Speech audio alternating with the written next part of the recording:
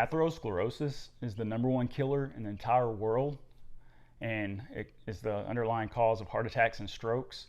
What happens is you have blood vessels and they develop these kind of fatty plaques that can narrow the lumen of the blood vessels. Let's think about if it's one of your coronary arteries that are around your heart, feeding your heart, then you can get coronary artery disease that leads to eventually a heart attack if it completely occludes or something like that. What if it's in the carotid artery that's leading up to your brain? If you develop a plaque here, the blood pressure pushes that plaque up into your middle cerebral artery, then you get a stroke. Let's think about peripheral artery disease. If you have this atherosclerosis building up, maybe in the vessels of your legs, you can get what's called intermittent claudication, where when you start to exercise, it causes a lot of leg pain. There's just not enough blood flow getting to those muscles. Or even with peripheral artery disease, the renal artery that goes to the kidneys, if it's blocked and not very much blood flow is going through, our kidneys are a key component of maintaining our blood pressure. What it says is, oh, this is hypotension, this is low blood pressure because not very much blood is getting to it. So it sets off that renin, angiotensin, aldosterone system to increase blood pressure. So there's so many bad effects that happen if you allow atherosclerosis to take place in your blood vessels. So I'm going to give you 5 ways to prevent it. #1 is diet. So the first thing is low carbs. You really want to keep your carbs low and cut down on refined carbohydrates, because if you get high blood sugar is an irritant to the wall of our arteries, those endothelial cells, and it causes endothelial dysfunction. When those cells, as long as those cells are happy and no inflammation is happening to them, they're producing chemicals like nitric oxide, prostacyclin, everything's slippery and smooth sailing going by. But whenever they get dysfunctional, if there's high hyperglycemia, that's an irritant. It can cause endothelial dysfunction, cause them to rough up, and that'll cause LDL, the bad cholesterol, to deposit under that.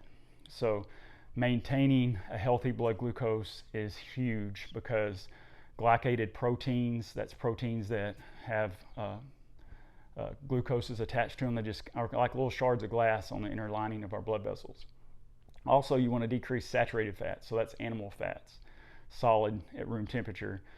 Those, along with trans fats are in a lot of fried foods or hydrogenated foods like peanut butter that's not natural, or margarine. Margarine is supposed to be a liquid, but it's stuffed with hydrogens and causes these trans fats to make it a solid at room temperature. And just eating whole foods. So how it's found in nature is how you want it. Blueberry is how you find it in nature. So you want to eat something like that. You don't find goldfish out in the woods anywhere, so unless somebody drops them. But that's one. So diet. #2 is you need to control your blood pressure. So when your blood pressure is high, over 120/80, then there's a shear stress into the walls of your blood vessels. That's why they call it the silent killer, is because this stuff happens and the first sign you get is a heart attack and most likely death after that. So you really have to monitor your blood pressure, and through diet and exercise a lot of times you can lower it, but if that doesn't happen, you really need to get some pharmacological help, maybe a calcium channel blocker, a diuretic, something like that, just to kind of help get that blood pressure down and decrease that stress on the walls, keep those endothelial cells happy. #3 is decrease inflammation. There's so many things that cause inflammation in the body. Hyperglycemia is one. Smoking is huge. Smoking really roughs up. Those chemicals are just an irritant to the wall of your blood vessels. Inflammatory fat, so visceral fat, the fat around the waist. What that fat does is it attracts white blood cells, lymphocytes, and macrophages to come in and just release all these pro-inflammatory cytokines that just release this constant low level of systemic inflammation into our body.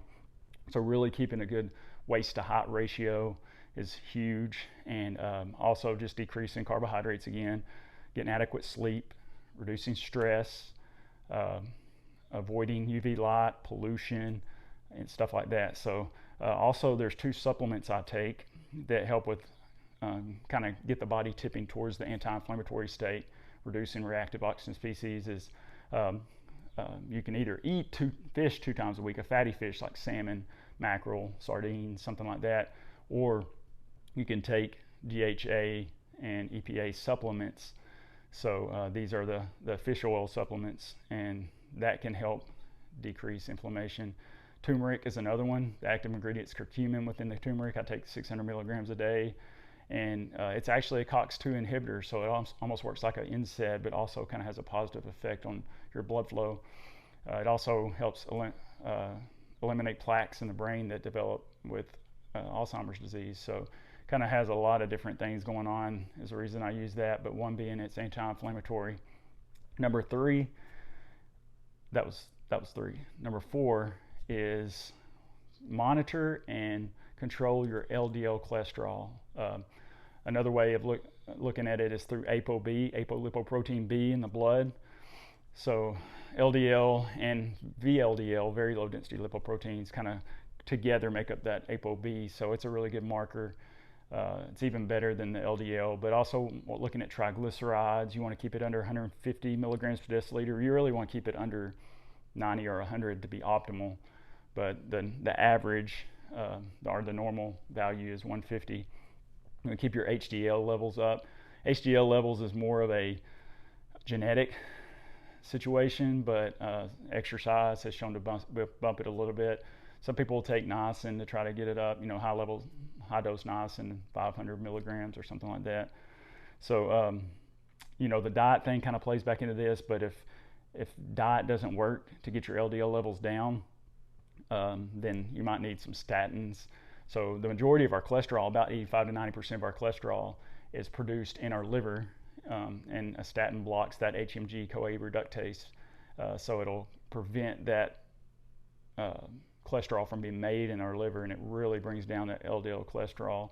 Another kind of newer medication is called a PCSK9 inhibitor, and so we get LDL cholesterol out of our blood from LDL receptors in the liver cells, and there's a gene product that breaks down those receptors.